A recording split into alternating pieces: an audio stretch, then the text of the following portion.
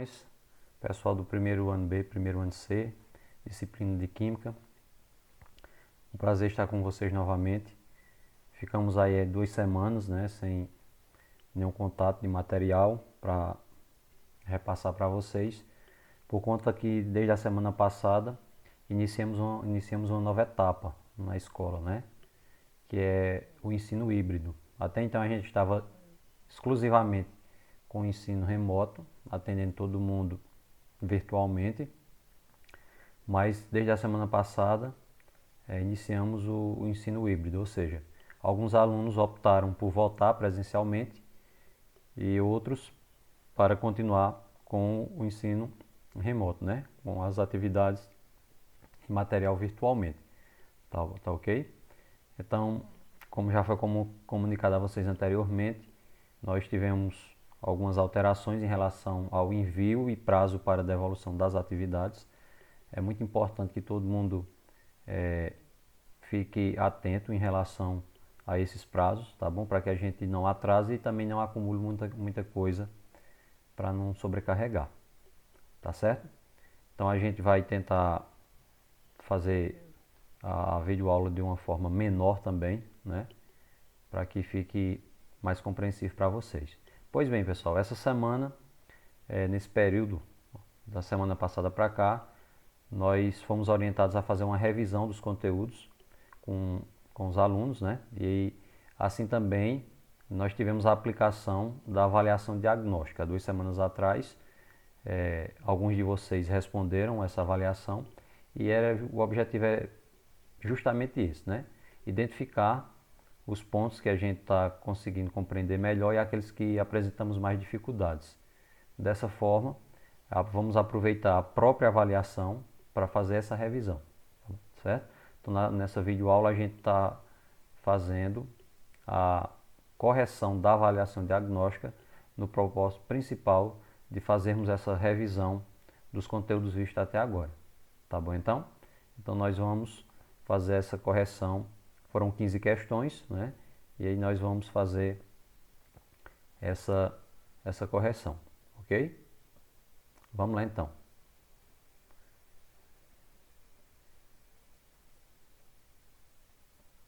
Pois bem, as primeiras questões, né, vocês receberam no Google Formulário, algumas questões que foram tiradas, inclusive dos simulados que a gente tinha já realizado. Nós já realizamos 2 simulados virtuais, né?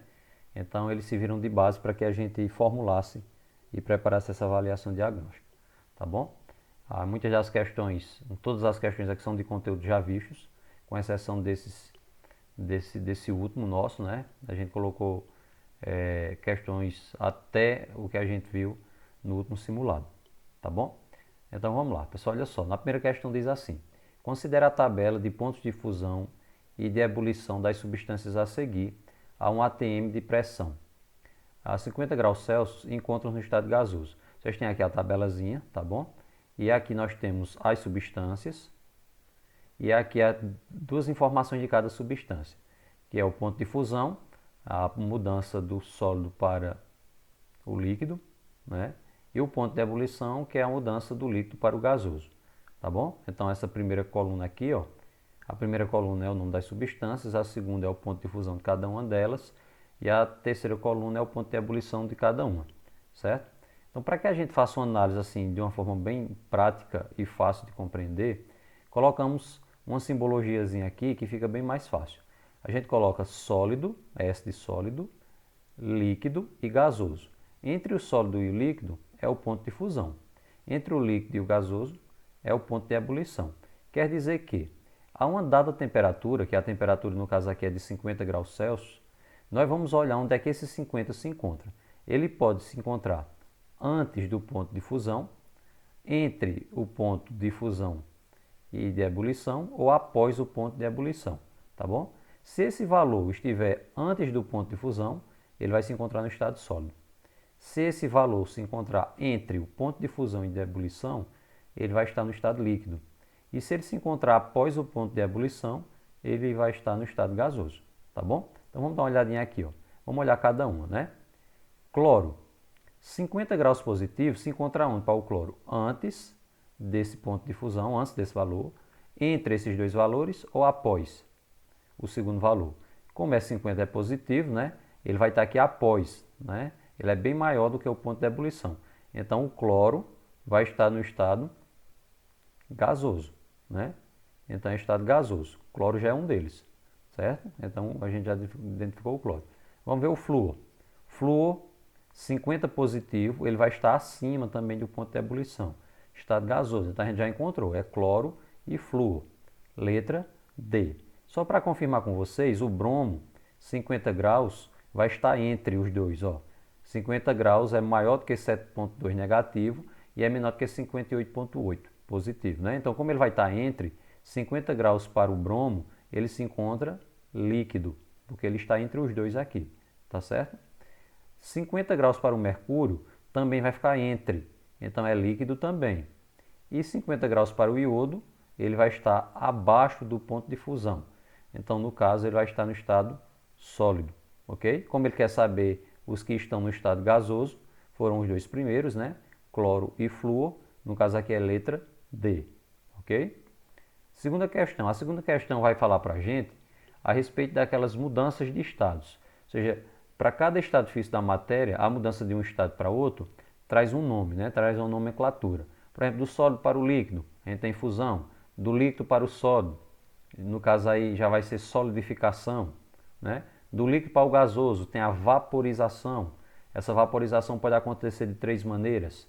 É evaporação, né, que é um processo natural e lento, e ebulição, que é um processo artificial e mais rápido, e nós temos também calefação. As semelhanças e diferenças entre esses três tipos é o seguinte: os dois primeiros que eu falei agora, no caso a evaporação e a ebulição, o líquido já se encontra no ambiente e vai ser aquecido depois. No caso da calefação, é o inverso. O ambiente é aquecido primeiro e o líquido é colocado depois, tá bom? Do líquido, né? Do gasoso voltando para o líquido, nós temos condensação. E essa condensação é dividida em dois tipos. Tem a condensação propriamente dita e tem a liquefação, tá bom? E fechando o ciclo, do gasoso para o sólido e também do sólido para o gasoso, nós temos a sublimação, ok? Um breve repasso aqui para a gente relembrar, né? E vamos olhar o que é que ele diz aqui. Primeira situação, uma vasilha de água é deixada no freezer. Então é líquido passando para sólido. No caso aí vai ser solidificação, né? Vai ser uma das três primeiras então, ok? Segundo, uma pedra de naftalina no armário. Sublimação. Então vai ser a A ou a B. Terceiro item, o derretimento de um pedaço de chumbo. Falou derretimento, caracteriza fusão, né? Então a gente tem fusão, o terceiro item. Então já vai ser a letra A, né? E só para confirmar, o quarto item diz: uma vasilha de água deixada no fogo.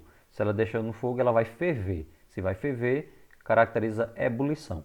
Então, no caso, na sequência correta, nós temos solidificação, sublimação, fusão e ebulição. Alternativa letra A. Ok? Vamos dar prosseguimento aqui nas nossas próximas questões, né? Nós temos aqui as questões 3 e 4, tá bom? Aqui, essa terceira questão, ela é quase idêntica à primeira. É aquela mesma análise, né? A temperatura que é dada, se está antes do ponto de fusão, se está entre o ponto de fusão e o ponto de ebulição, ou se está após o ponto de ebulição, tá bom? Aqui está menor, porque só são duas substâncias, o etanol e o éter etílico. Tem as mesmas informações das quais a gente viu lá na primeira questão, em relação ao ponto de fusão e ao ponto de ebulição, tá ok? Então ele quer saber aqui com 30 graus o que é que acontece, né?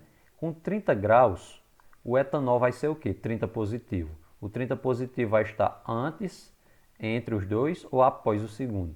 30 positivo vai estar entre os dois, porque ele é maior do que 117 negativo, porém é menor do que 78 positivo. Então, se ele vai estar entre os dois, é líquido, né? Então, o etanol é líquido a essa temperatura.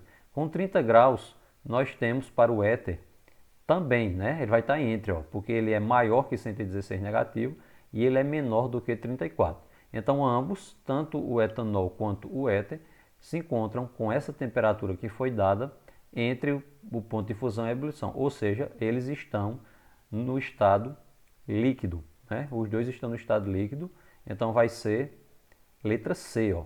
Ambos encontram-se na fase líquida, tá ok? Quarta questão. A quarta questão, ela vai comentar com a gente a respeito de fases e também de questão de substâncias, né? O que seria a diferença principal entre as duas? Primeiro, substância. Substância é a composição, né, de determinado conjunto de elementos. Por exemplo, tem substâncias idênticas, formadas pelas mesmas propriedades, pelos mesmos elementos, com aparências distintas. A gente vai dar o exemplo aqui, a mesma substância, quando ela passa de um estado para o outro, a composição dela continua sendo a mesma, né? Então ela continua sendo a mesma substância. Porém, se você perceber diferença, né? Se você perceber ali uma diferença em um estado e outro, vai caracterizar ali mais de uma fase. Um exemplo, inclusive vai ter na questão também. Quando eu digo gelo e água, quando eu digo gelo e água, a substância é a mesma, né? É tudo água. Porém, um está no estado líquido, outro está no estado sólido, e se você colocar no mesmo recipiente água no estado líquido e algumas pedrinhas de gelo, você vai perceber a diferença. Visualmente você percebe a água no local e o gelo em outro. Visualmente você dá para distinguir ambos, né? Então, quando você faz essa distinção visual, cada distinção que você faz visualmente é uma fase que aumenta. Porém, eles formam a mesma substância, tanto a água, estado líquido, quanto o gelo, tá bom? Então a gente diz aqui, ó, se a gente tem no mesmo recipiente óleo, gelo, areia e água. Primeiro vamos analisar aqui quantas substâncias temos. Óleo é uma substância, gelo é outra, a areia é outra, 3. A água não vem a ser uma nova substância, porque já foi citado o gelo. Então, água e gelo representam a mesma substância, é tudo água. Então, nós temos aqui 3 substâncias. Se são 3 substâncias, já tem algumas alternativas aqui que nós podemos descartar, né? Agora vamos analisar em relação a fases. A questão da fase é o seguinte, pessoal, colocado todos esses 4 elementos aí, né, no mesmo recipiente, quais a gente consegue distinguir visualmente? Se eu coloco óleo e gelo, dá para ver a distinção, a separação dos dois. Então já são 2 fases aí. Se eu coloco areia, também ele não vai se misturar nem ao óleo, nem ao gelo. Aqui dá para ver mais uma fase, né? Que é mais uma distinção visual. 3 fases. Se eu coloco água, apesar de ser a mesma substância que gelo, mas eu vou conseguir ver a separação visualmente, onde está a água e onde está o gelo. Então vai entrar também como outra fase.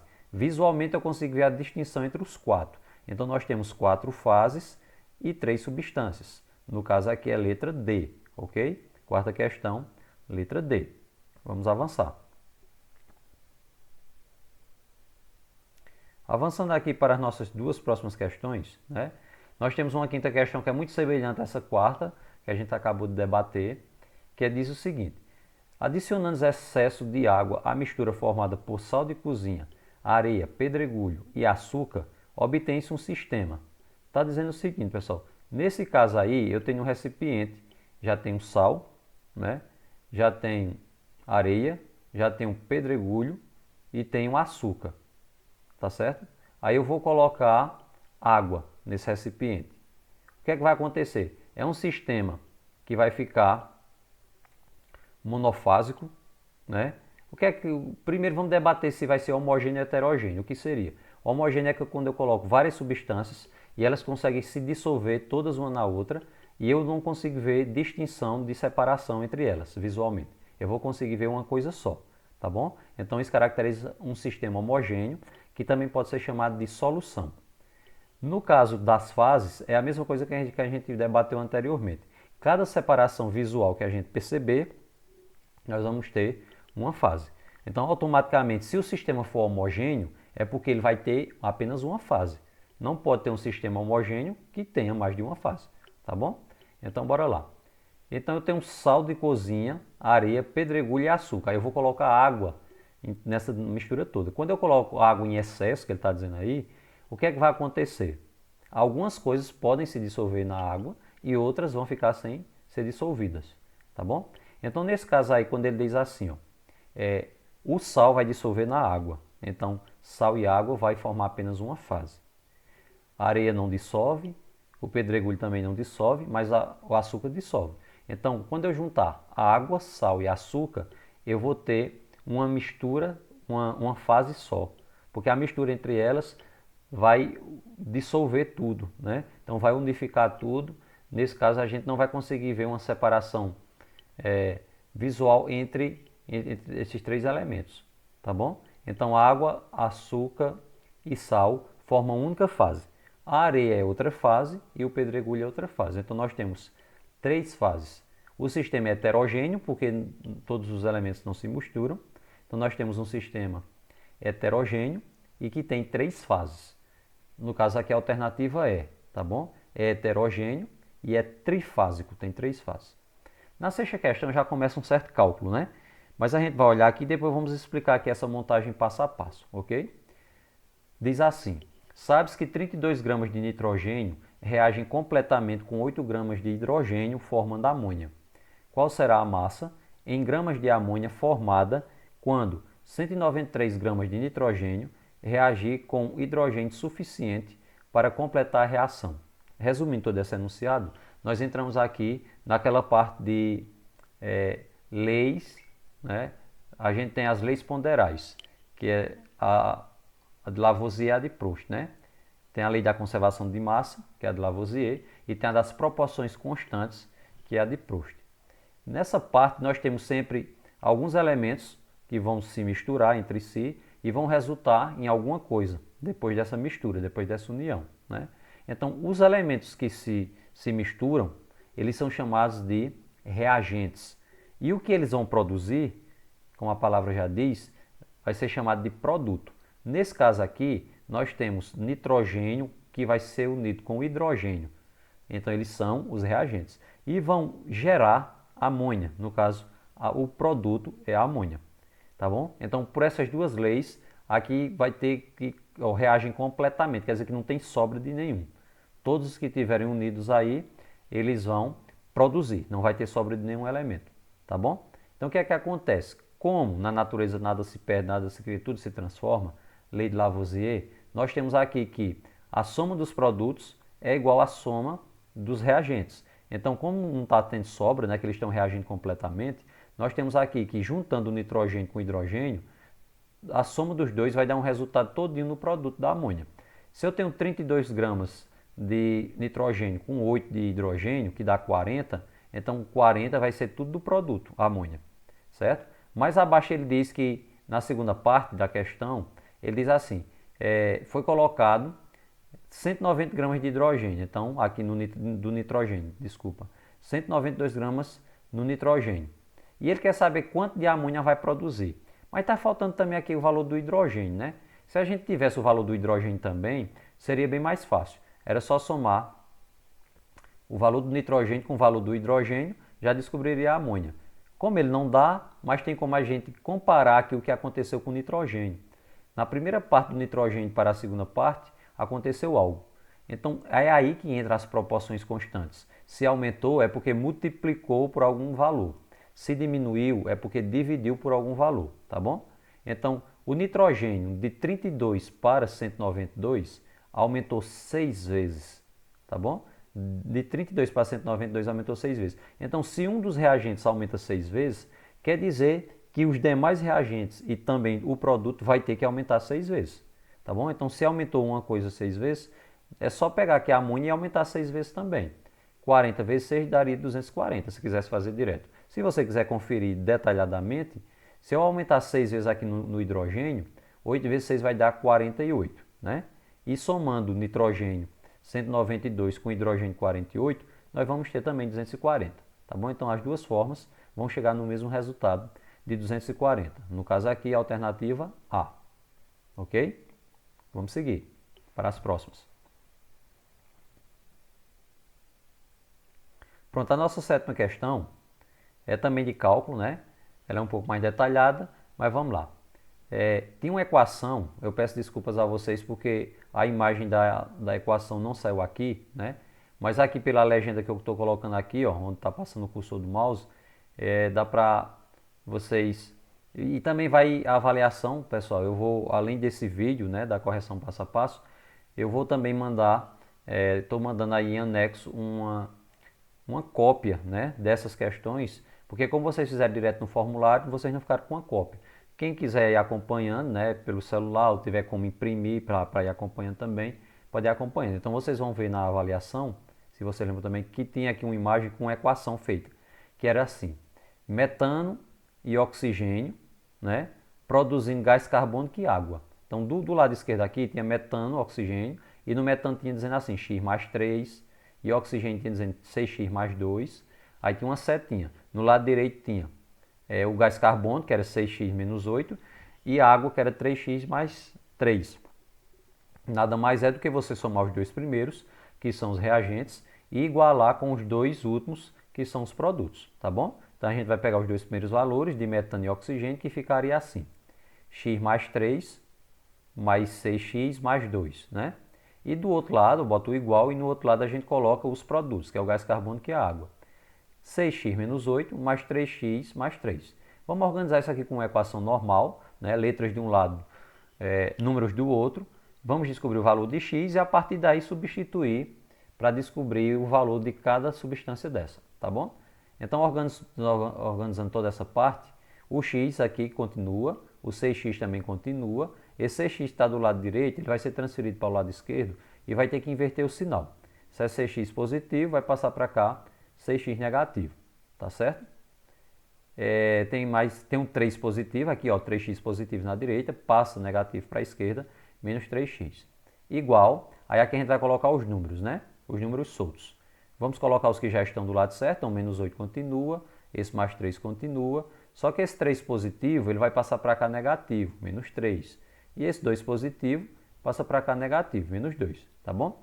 Olhando desse lado aqui, ó, a gente corta esse 6x positivo com esse 6x negativo e tem x menos 3x, que no caso fica 2x negativo, né? Menos 2x igual. Vamos olhar desse outro lado, corta esse 3 positivo com esse 3 negativo, menos 8 com menos 2 fica menos 10. Então eu fiquei com menos 2x igual a menos 10. Faz a relação de sinal, menos e menos que dá mais, e divide, 10 por 2 que dá 5. Isso aqui é o valor de x, né? Mas nas alternativas ele não pergunta o valor de x. Eu vou ter que pegar o valor desse x e substituir aqui em cada substância dessa para ver qual é o valor delas, tá bom? O metano era x mais 3. Como o x é 5, 5 mais 3 vai dar 8. O oxigênio é 6x mais 2. Como o x é 5, 6 vezes 5 dá 30, com mais 2, 32. O gás carbônico é 6x menos 8. Como o x é 5, 6 vezes 5, 30, menos 8, 22. E a água é 3x mais 3. O x sendo 5, 3 vezes 5 dá 15, com mais 3, 18. Descobrimos o valor de cada um. Agora é só olhar nas alternativas. Opção A. Estão reagindo 5 gramas de metano? Não, não é 5, é 8. Alternativa B. A massa de água produzida é 33? Não, é 18. Alternativa C. São obtidos 38 gramas de gás carbônico? O gás carbônico é 22. Letra D. O oxigênio usado tem massa de 32? Oxigênio 32. Então, a correta é essa aqui, né? A alternativa certa é a letra D. O oxigênio realmente deu 32. Ok? Vamos seguir.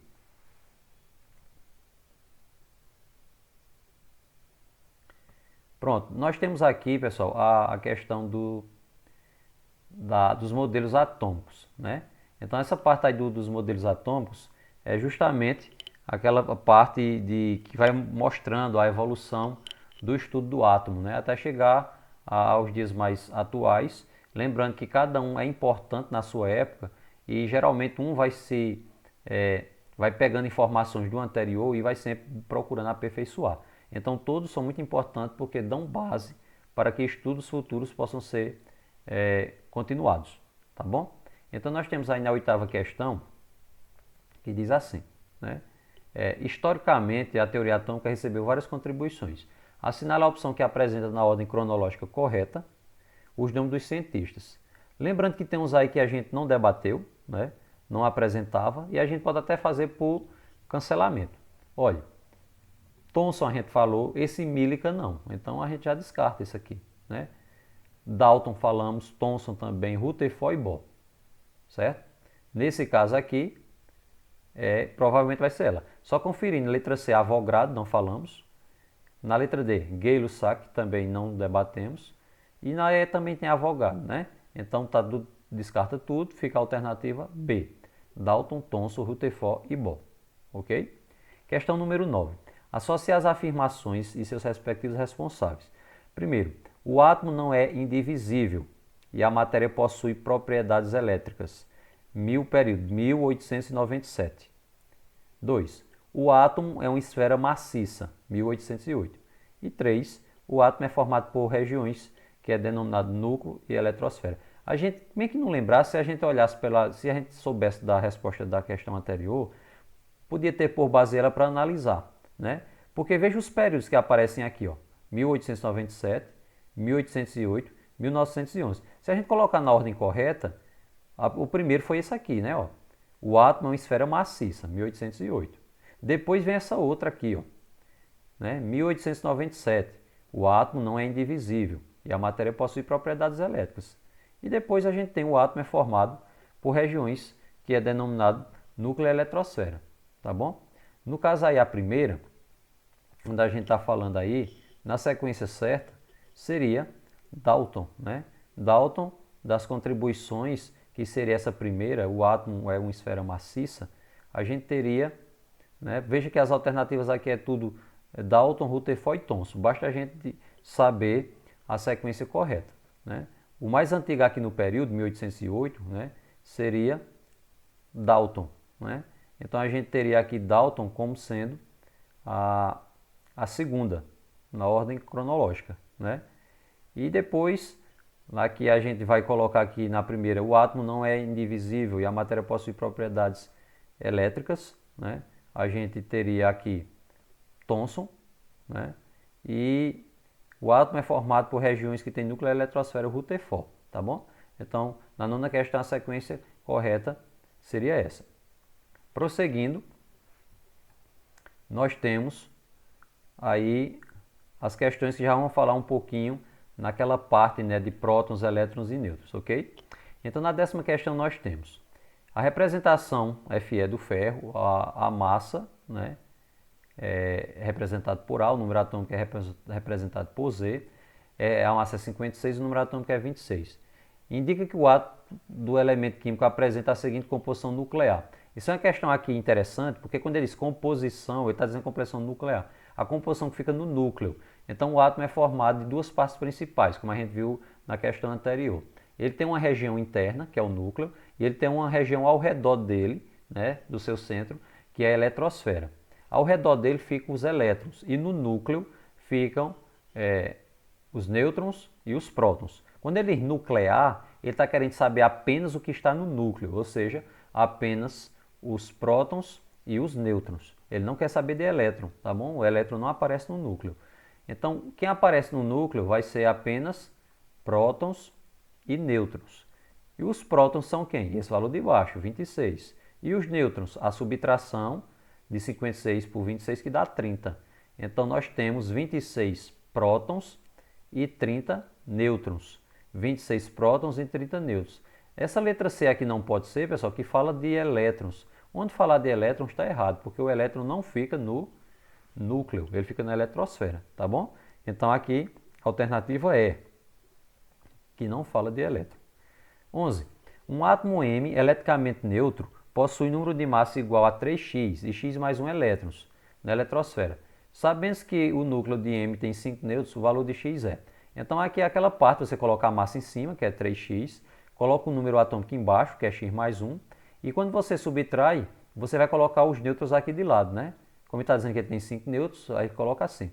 Vamos transformar isso numa equação.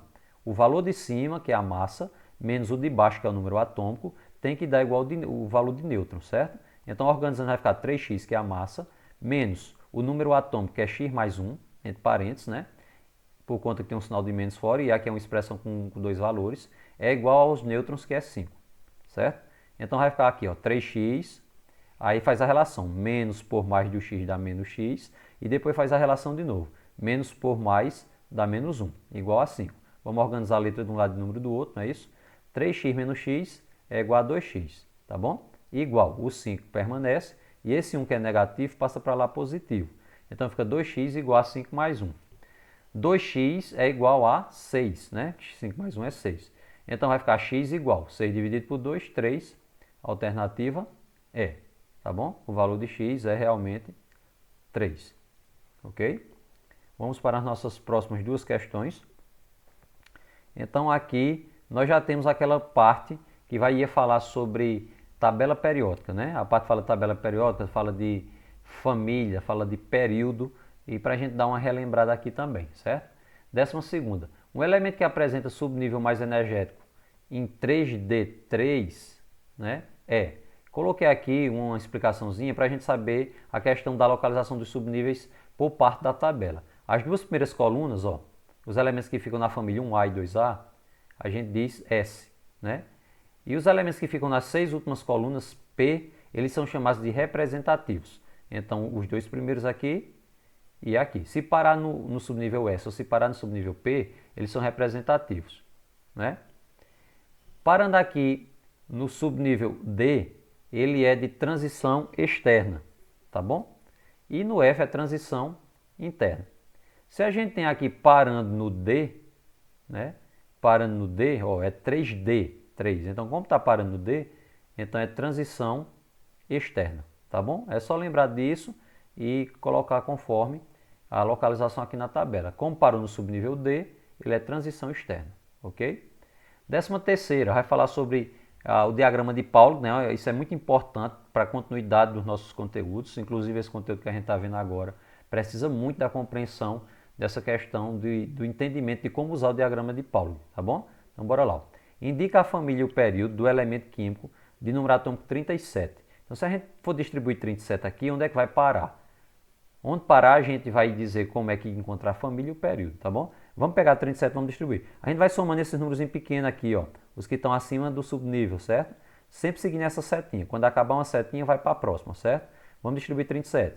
2 aqui, aí vem para cá com mais 2, 4, com mais 6, 10, com mais 2, 12, 18, 20, aí vem para cá 30, 36 e com mais um aqui 37. Parou em 5S1. Se parou no 5S1, o número grande da frente indica o período, então é quinto período. Se é quinto período, vai ser um desses dois aqui, né?